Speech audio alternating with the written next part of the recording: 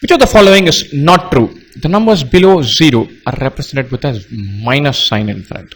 So, numbers below 0 are all numbers to the left of 0.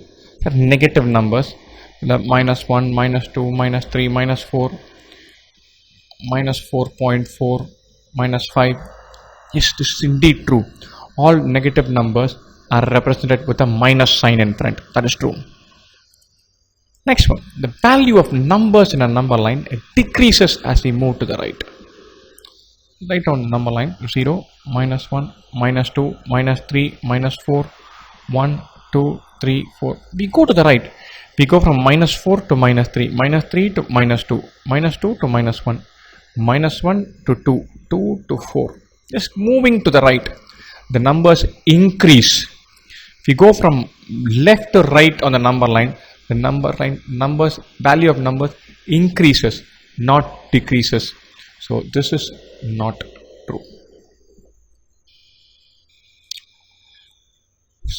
Set of non-negative integers is nothing but the set of whole numbers. Non-negative integers.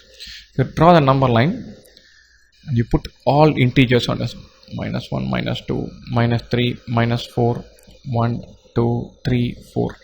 Non-negative integers. That means we take off all this. These are all negative. So it is 0, 1, 2, 3, 4, 5, 6, 7, 8, 8.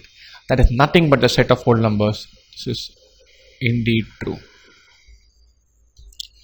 0 is the additive inverse to itself. 0 plus something should be equal to 0. This is the additive identity. Any number plus its additive inverse should give us the additive identity. 0 plus something should give us 0. This is 0.